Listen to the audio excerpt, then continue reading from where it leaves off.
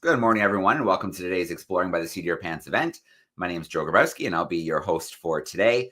We have a busy November schedule coming your way. For the first time ever, we have a theme this month of archaeology, paleontology, and geology. So if you check the website, exploringbytheseat.com, you can find all the events that we've listed so far. In fact, I've got a few more to put up today. So we've got some pretty cool ones coming your way. We also have a really special theme this week. This week is jam-packed. You might remember last year we celebrated Call to Earth Week with CNN. So CNN has an editorial series committed to reporting on the environmental challenges facing our planet, together with the solutions. So they're really trying to drive awareness and education around key sustainable issues and inspire positive activity. So this November 6th is their Call to Earth Day. But we like to do things big here. So we decided to have a whole Call to Earth Week. We've been hosting some scientists, explorers, conservationists, adventurers, who are bringing us to the front lines of our changing planet and sharing really cool stories with us. A lot of the stories we're sharing this week, a lot of the people joining us have been featured in Call to Earth segments on CNN. And then, of course, we picked some really cool folks that we've hung out with over the last few months as well, who have some really great stories to share. So today's story is a pretty cool one. We always like stories of hope here because we always hear about how we're losing our wild spaces. We're losing our wildlife. In fact, we had Amy Vitale join us lately, and some of the latest numbers say that 73% of our wildlife has been lost. But we know that nature is resilient, and if we give it space, we give it time, and a little helping hand, that it can bounce back in incredible ways. So for at least 200 years, the Przewalski's horses have been absent from the Golden Steppe of Kazakhstan. Thanks to incredible conservation work at the Prague Zoo, they've been reintroduced to the wild and can once again be found in Kazakhstan. So today we're going to spend a little time with Filip Mašek, a spokesperson at the Prague Zoo, to learn about the groundbreaking and decades-long conservation work that led to the breeding and reintroduction of the endangered Przewalski's horse. So I'm going to reach backstage and see if we can find Filip. There we go. Hey, Filip, how are you? Hi there. Greetings from Prague, the heart of Europe. All right. Well, it is great to have you live with us today. We've got classrooms joining us from Canada, from the US, who are excited to learn more about this story. You and I connected several months ago, and we did a little interview. So we shared this story with classrooms way back, but we're excited to get a little more in depth today. So I think you sent me a great video. So I think we're going to start with that video, and then you're going to take us kind of behind the scenes. We'll learn more about the story. Sure. All right, here we go. Let's get this video queued up. And then, we'll go and learn a little bit more about the story. Here we go.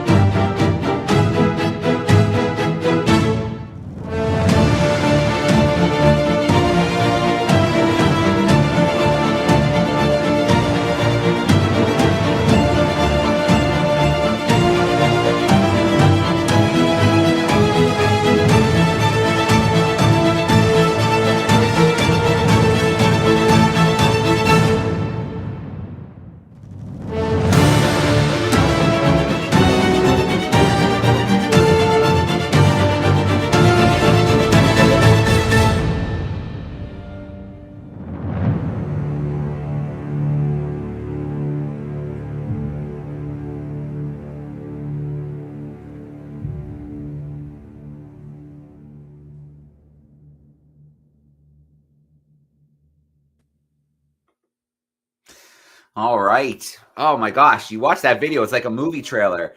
The logistics behind this, the amount of people that I'm sure it took, and um, all the precautions and everything to get them transported and moved. I mean, it's a huge operation, pretty incredible.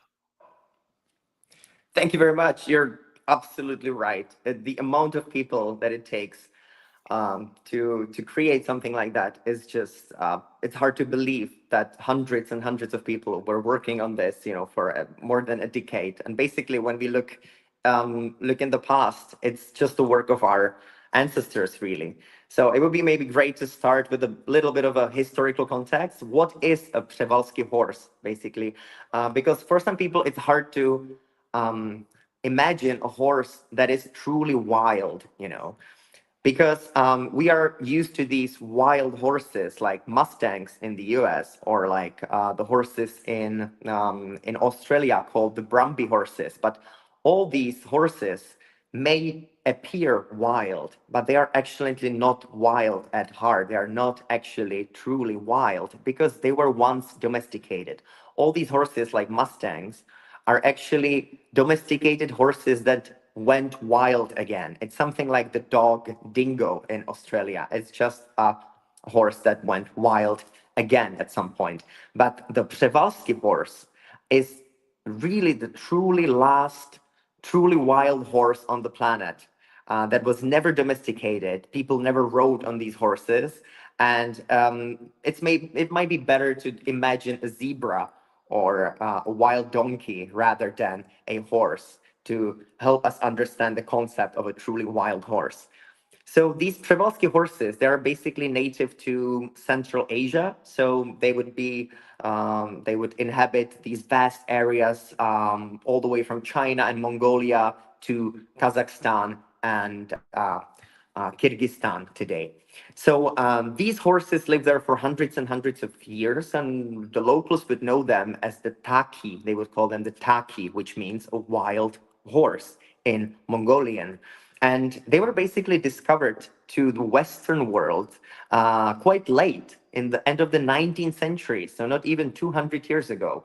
That's how they got their name, the European name, because the person who discovered them, his name was Colonel Nikolai Przewalski, who was a Polish-Russian geographer and explorer, and he brought the horses to the attention of the Western world because he would return from his journeys and telling people that he found a new species of wild horse. He would bring the skull and hide of these horses to Europe, and they soon identified this as a new species, and it was named after him, after Przewalski. So that's how the Przewalski horses actually got their name. I know the name might be a bit complicated for the in English, for the American pronunciation. So sometimes we would just call them P horses to make it slightly easier. So between 1897 and 1902, this German animal dealer, Mr. Karl Hagenbeck, he would bring a lot of these horses to Europe and he would sell them to European zoos.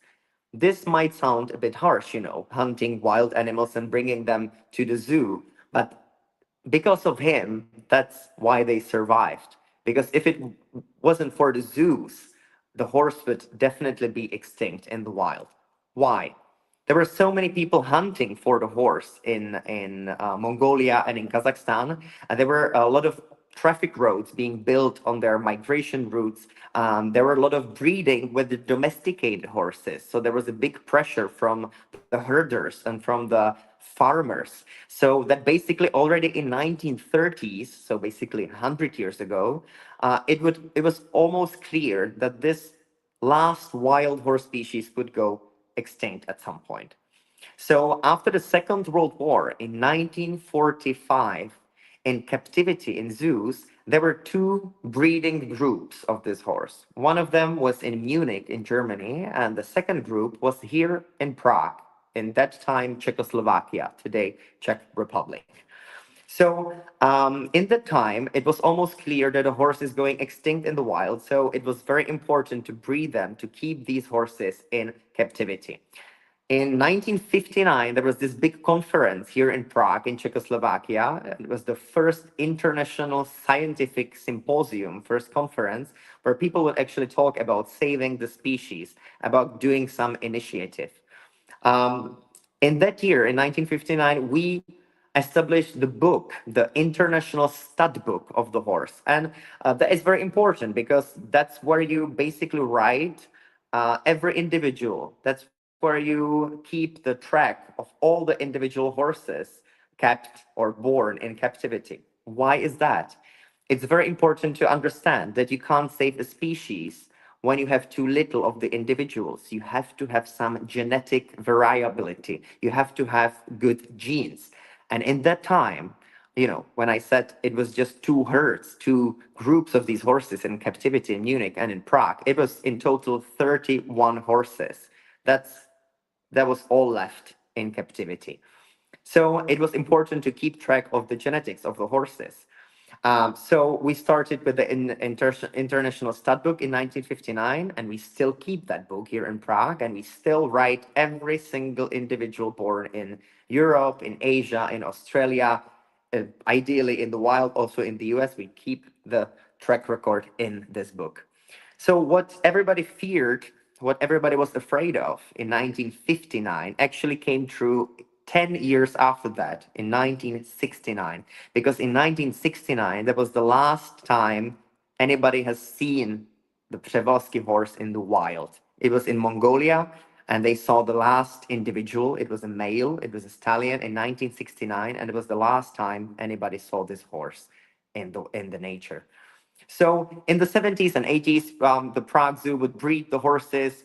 It was important to spread the horses in a lot of zoos, of course. So we would send them to other zoos in Germany, in Spain, in France. In 1960s, also in London, they started breeding these horses. So in the end of the 1980s, there were already almost 1,000 horses in captivity all over the world. And that's when the scientists decided to think, or they started to think about this crazy idea in that time to actually bring the horses back to the wild.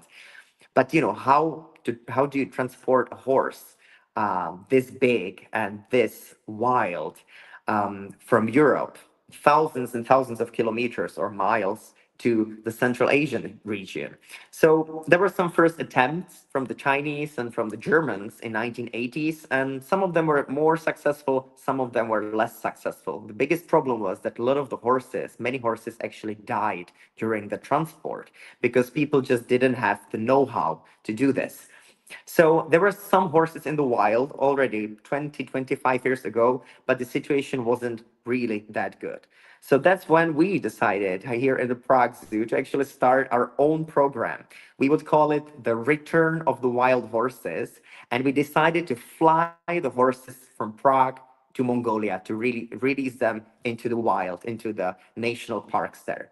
But we didn't have the money for it. It's really, really expensive to hire a plane, a commercial flight.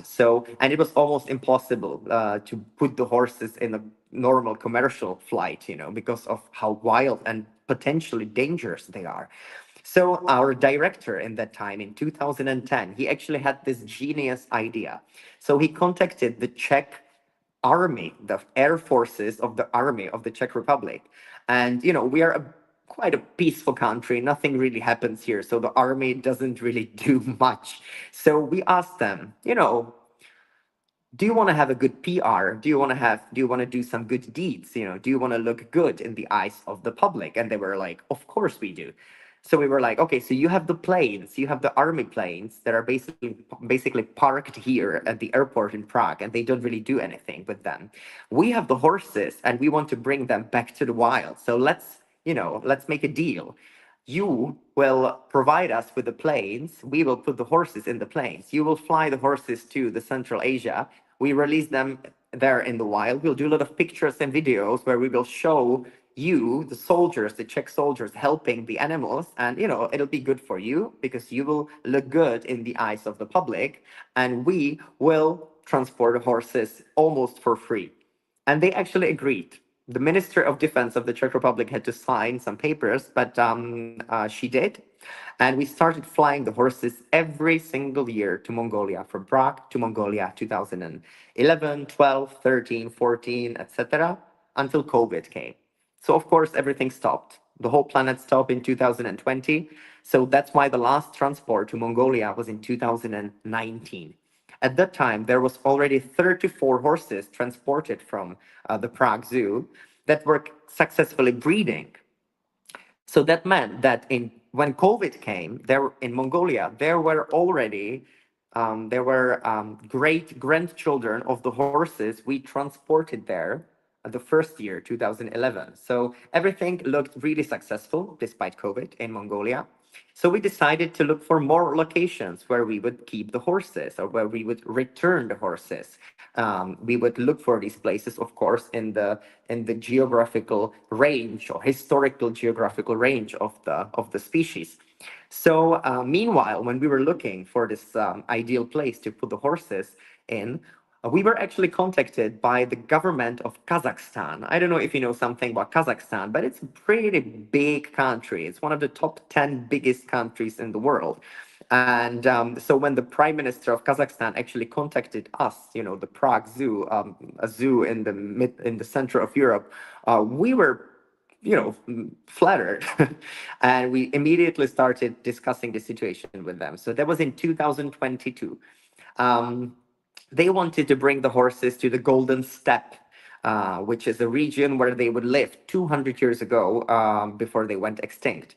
By the way, in Kazakhstan, the reason for their extinction was mainly hunting, because basically the national meal of Kazakhstan, the most famous dish you can order in a restaurant in Kazakhstan, is actually a horse meat from domesticated horse meat called beshparmak. So we were a bit skeptical, like, do we really want to send horses to a place where they eat horses, right?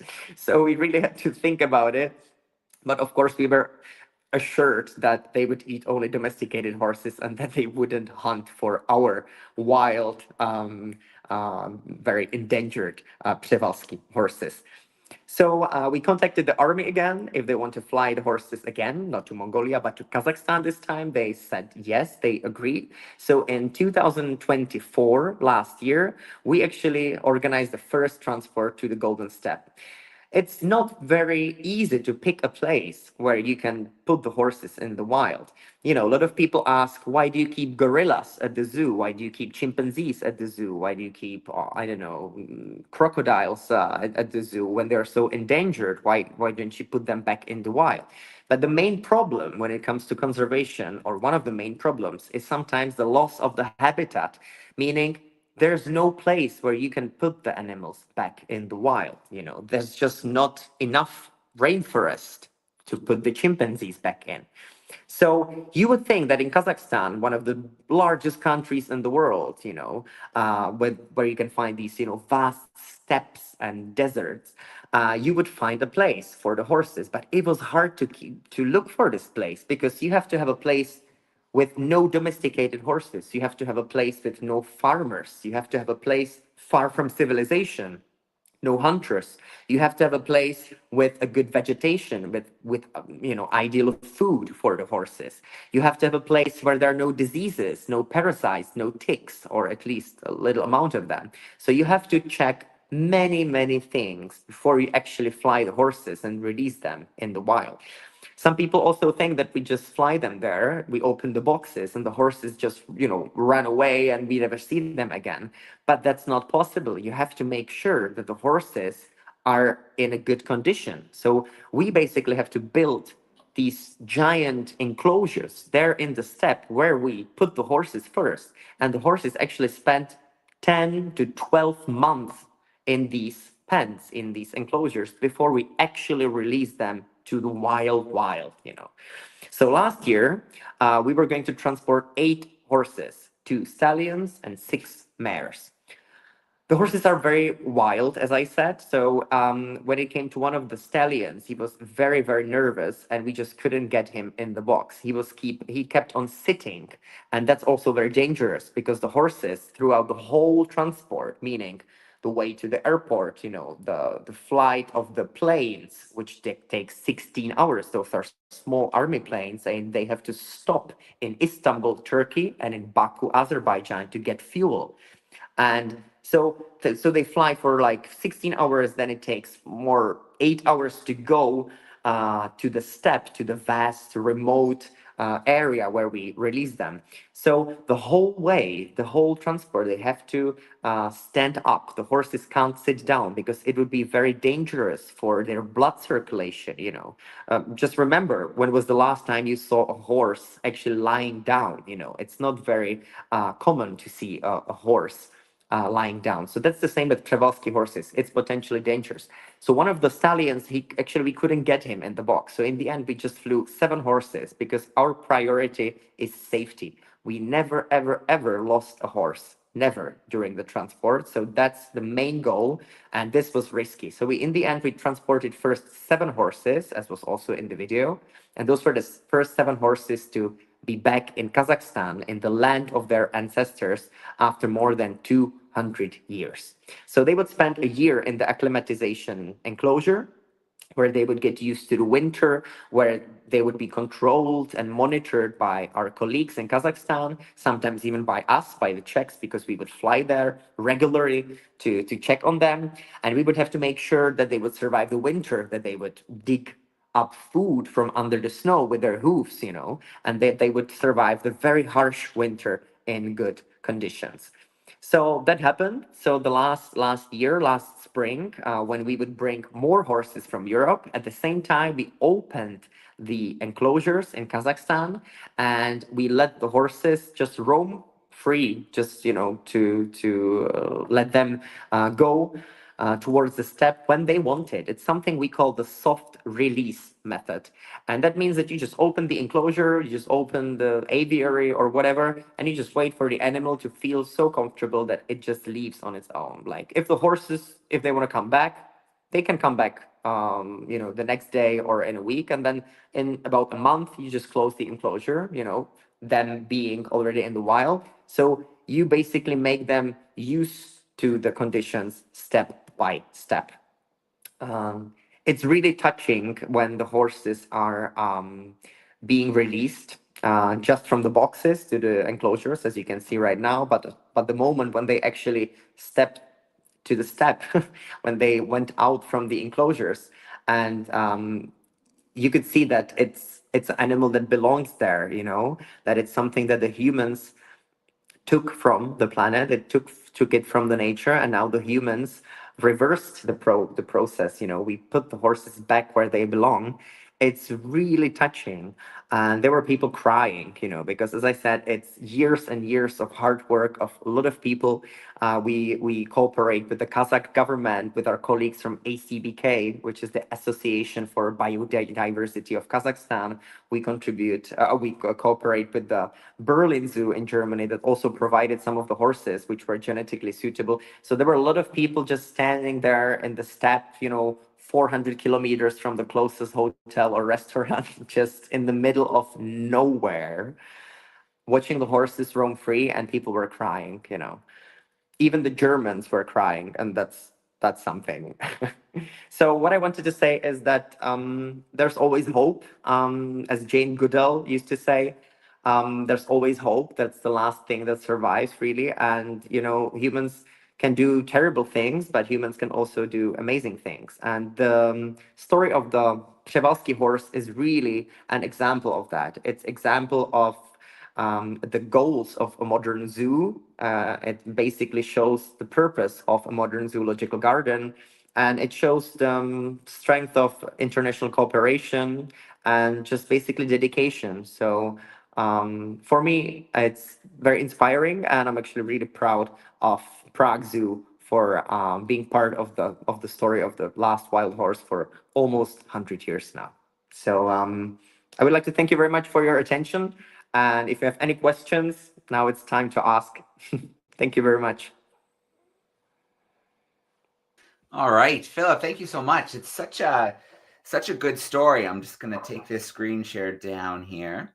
And I love the pictures because you can really see the scope of the operation from in Prague, carefully getting them into their boxes, onto the planes, into the trucks, going across the steppe, and then finally releasing them into those acclimatization pens. It's amazing. And that track record of not a horse lost is very impressive as well. You guys take great care of them.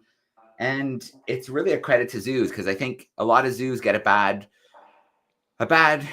kind of shake, I think, because people say, oh no, animals in captivity, but they don't always understand the conservation work going on behind the scenes, and how important that work is. And some zoos are holding the last of a species. It's the last hope for putting them back into the wild. So this is a really good example of good conservation work, and it paying off in a big way.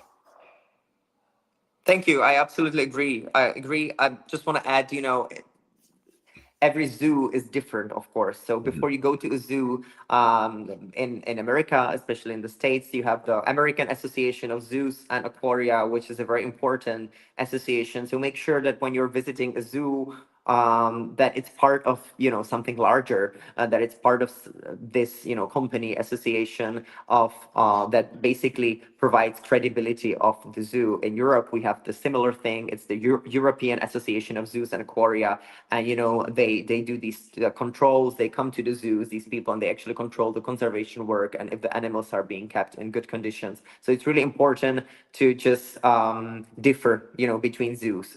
So I don't want to say that all zoos do good work, but at the same time, I don't want to say that all zoos are just keeping animals in captivity for people's entertainment. It's just important to read into that and look it up. Yep. Yeah. Absolutely. Not every zoo is the same. And there are some zoos that don't have any conservation work or accreditation, or, so it is important to make sure your money goes to the right spots. Exactly. Sure. Yep. All right. Well, let's get into some Q&A action. If you are tuning in via YouTube, don't be shy to use the chat sidebar and send in some questions. We have a group of students hanging out. They actually came in early to their class today in Illinois because they wanted to hang out today. So I'm going to grab them from backstage. How are we doing today, everybody? Great. Okay, so Ethan, come on over. Ethan had a question. Come down so he can see you, okay? And he wanted to know, how do the horses then survive in the wild once you let them go? That is a very good question. So basically, when we release them to the wild, they're still being controlled by our by the rangers, by the people who live there. We pay good money to the local authorities, so people would actually still track them from distance. They would control their health condition.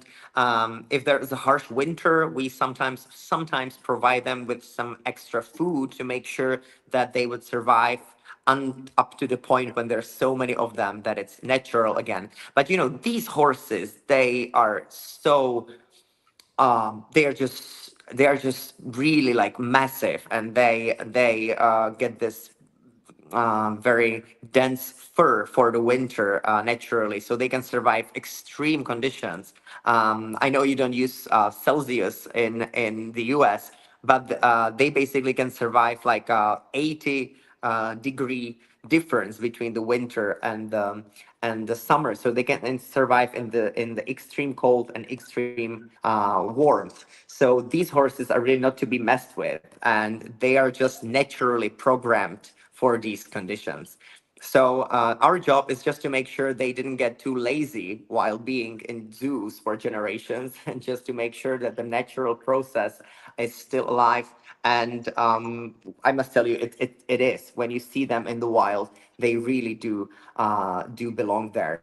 The only thing we have to be careful about are wolves, because they're actually wolves in Kazakhstan and Mongolia.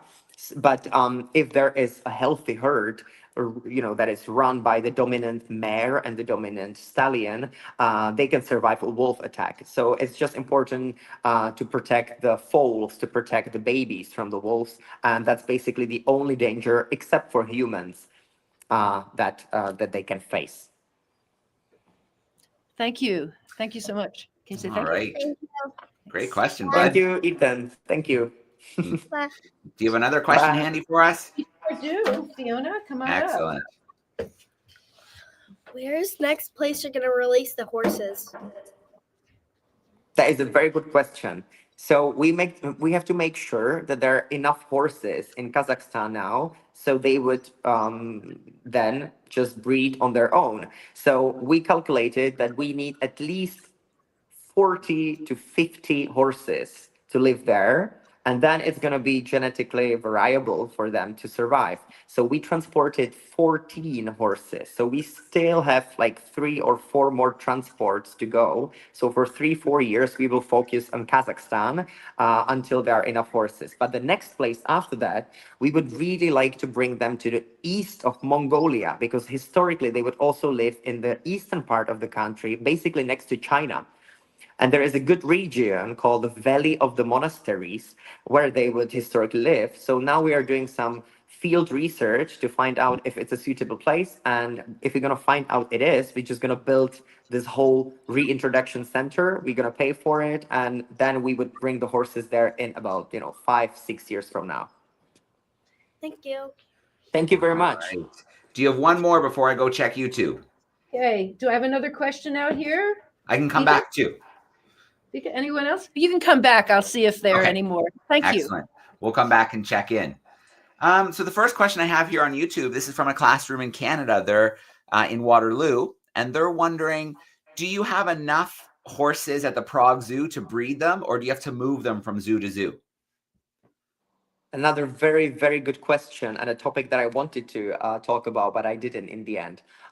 So thank you for it. No, we don't have enough horses in Prague, and we would never be able to do it alone.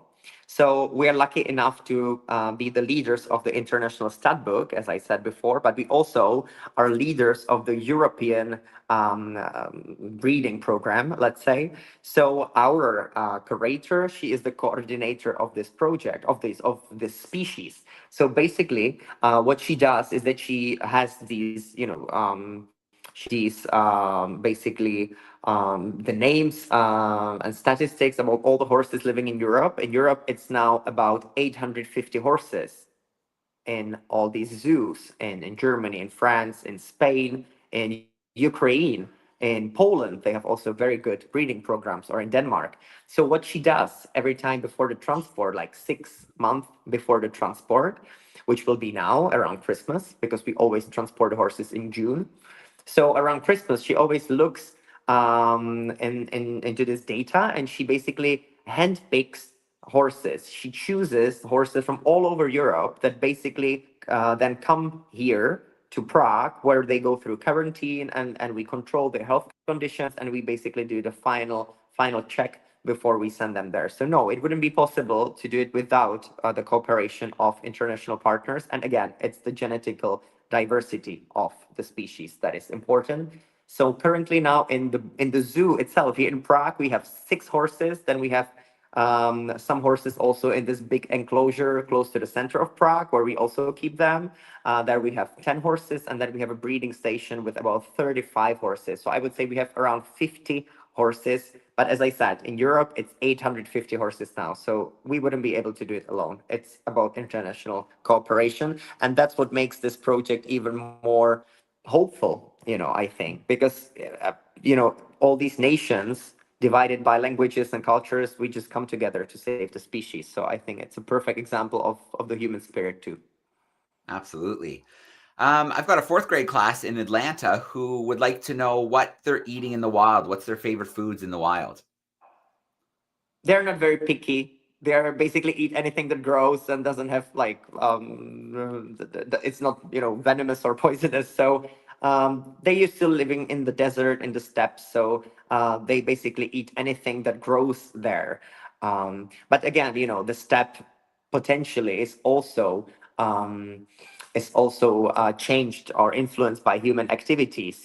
These seeds can just come from very far away. So the steppe might not look the same as it looked 100 or 200 years ago when the horses roam there free. So that's why we always do some sort of vegetation research before we send the horses there. But in general, they are not very picky. But if we want to lure them, if we want to make them come to us, or if we want to get them in the box, it's usually a carrot, just a plain carrot that is their favorite food. It's very sweet for them. It's something they don't get too much because they would be, fat.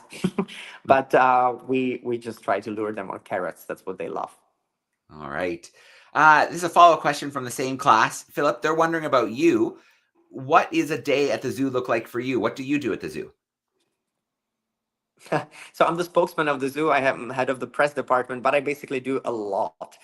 So it's been 6 years since I started working at the Prague Zoo, and the Prague Zoo is one of the best in Europe. And it's not just us who say that, but if you look at TripAdvisor, I think we are the fourth best rated zoo in Europe now. So we are. That's.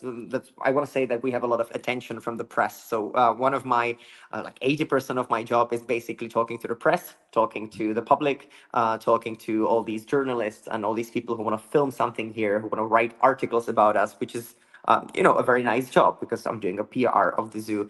But at the same time, I speak English, I speak Spanish, I speak French, and I speak Czech, of course, which is my native language. So I fly a lot with the horses. I was there twice in Kazakhstan. I also communicate I translate a lot of things. So I'm a boy for everything sometimes. But basically, I don't have a regular standard day. And that's what makes my job beautiful. Every day is completely different. And, the animals at the zoo, they always act different. You never know what baby's going to be born. You never know what's going to happen. So, yeah, try to find a job that's not routine. And you'll never work for the, rest of your life. Absolutely. If you're passionate about what you do, it just doesn't feel like work. It's possible. Yeah, that's great advice. Okay, our group in Illinois is letting me know they want us to come back. So we're going to come in and check in. Sounds like they have a couple more questions for us. Okay, Zagros, come on up. Okay, Zagros and then Vika. Okay, Zagros. What is the hardest part of transporting the horses? All right. I have a bit of a problem with the connection. Can you hear me now? Sorry. Yep, we still have you. Oh, wonderful. Okay, The hardest part of transporting the horses is, I think to keep the horse alive, of course. But I think the hardest part, in a way, is to maintain a good mood and not to be nervous, because the animals, they can sense when you are nervous. They can sense when you are in discomfort. They can sense all that we can't. So it's very important to just take it easy. Be professional, do everything as you do, but then you have to relax a little. You don't have to rush things. You can't be nervous, because the animal is going to feel it, and it's just going to provide the animal with more stress, and that's the last thing we want. So keep ourselves in good mood is very important. Thank you. Okay, Vika, we have one more here. If they run away, do you have any tags on them or trackers? That's also a very good question. Look, I have a photo here from the last transport. I waited until someone asks. So this is a situation that happened. You can see a horse on a highway close to Prague, like 10 kilometers from the center of Prague, the capital of our country. The first time it happened, it was this year in June 2025. One of the horses actually ran free from the car that was supposed to bring him to the airport. It never happened. We used the same boxes, the same cars, the same people, the same medication. Everything is the same since 2011, or better. And it's a wild animal. You never know what's going to happen. So it actually happened this June. One of the horses just went free, and he jumped out of the car while the car was actually, on the highway. The horse, as you can see, just, stood, looked like nothing happened, just like started looking for some grass. So what we did, we did this circle around the horse to make sure, it doesn't attack anyone, to make sure the cars are not coming any closer. And then we, of course, have a special sleeping drug, or how you can say it, some medication to keep the horse, to put him to sleep. So that's what we did. But this horse actually never went to Kazakhstan, because once you do this, it would be very dangerous to continue with this individual. So we actually had to bring him back to the zoo. He might get a shot next year with some with a very different box we will prepare for him, probably like some next level box that we have to invent yet. But the question was about the collars. In the wild, we do keep, we put collar on only one horse of each group, because it might be stressful for the animal to have the collar. So we want to put it just on one animal, because they live in groups anyway. So if you put it on one animal, that helps you track the whole group. So we always put a collar on only one animal. It has a GPS tracker. And if needed, if there's a rash, or if the animal feels irritated by the collar, we actually have a special button, remote button, that we can press, and the collar just falls off. It just disconnects automatically from the animal. So we have this mechanism, and it's working quite well. Thank All you. right. Thank you very much. Avoca West, thank you for those great questions today. And thank you so much for coming in early to hang out with us. I know you're in the Central Time, so you had to come in nice and early. All right. Thanks, everyone. Okay, thank you so much. Bye-bye. It was good Thank to see you. you. Good to see you, both of you. Philip, I have 2 more questions for you from YouTube. The first one is from a classroom in Mississauga, Ontario, so here in Canada. And they're wondering when the next movement is planned for. Is there another movement planned in the future? Yes, there is. We are currently planning a new transport, or again, a transport to Kazakhstan. It'll be the third transport. First 2024, second was this year, and then we'll do the third again in June in 2026. We always do it in the end of May or beginning of June, these 2 weeks, because it's not cold anymore in Kazakhstan, and it's not hot anymore yet in Kazakhstan. So it's this short period that you could call spring in Kazakhstan, because before it would be harsh for people to go there, because it really gets very cold in Kazakhstan. And in the summer it would be survivable for people, but it would be bad for the horses, because during the transport they are sedated, and that could be dangerous with their thermal regulation, or with their overheating possibilities. So we always plan it for the last week of May, first week of June, and that's what we're gonna do this or next year again. Maybe the Czech army will actually have some new planes. So maybe for the first time ever, we will fly the horses with bigger planes, which means that we could possibly fit more horses in one plane. Now it's always 4 horses in one plane, and we fly with 2 planes. So this time it could possibly be 8 horses in one plane. So if we would fly with 2 planes, it could be 16 horses at once. Wow. So that would be a historical first, but let's not jump to conclusions yet. But we are very hopeful. With a bigger plane, could you cut out a stop, or are those stops really important? You have to make those certain number of stops. That's also a very good question. Yes, we would possibly cut one stop for the fuel, so that would also make it more comfortable for both humans and people. And we are also talking about the possibility of actually picking up some horses in Mongolia, and bringing them to Kazakhstan, because that would be a shorter route.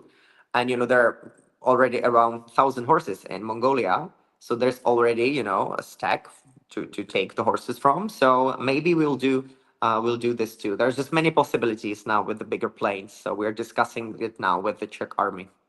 Okay, last question for you, Philip, here in the YouTube chat is about other conservation work. So can you share an example of another project that the Prague Zoo is working on?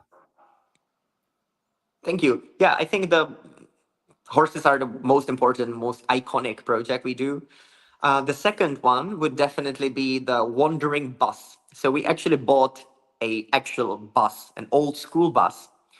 We brought it to Cameroon, to Africa, to Central Africa, and we used this bus to bring local Cameroonian kids for these excursions, for these field trips, where we would talk about gorillas, chimpanzees, about wildlife, about bushmeat, why they shouldn't hunt for wild animals when they grow up, why they should keep, goats and domesticated animals for this purpose rather than hunt for endangered species. So that's our probably biggest educational project that we have in Cameroon, the Wandering Bus. It's been running since 2013. So it's been already 12 years. It's going to be 13 years in January.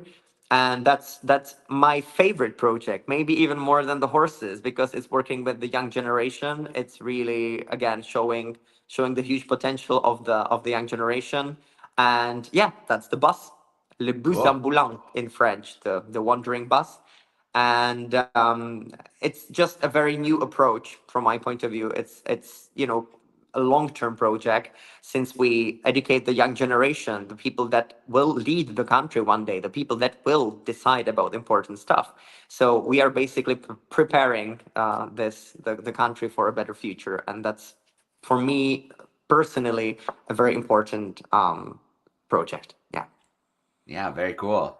Education, and we love it here. It's very important to us. We're doing live events with classrooms every day, sharing people like you and other stories from all over the world, because I think it's so important that students know about outside their communities, about what's happening around the world, and then it just makes them better equipped global citizens and more able to help out and understand what's happening. So Philip, Exactly. I really appreciate stealing your time today. I want to give a shout out to our classrooms.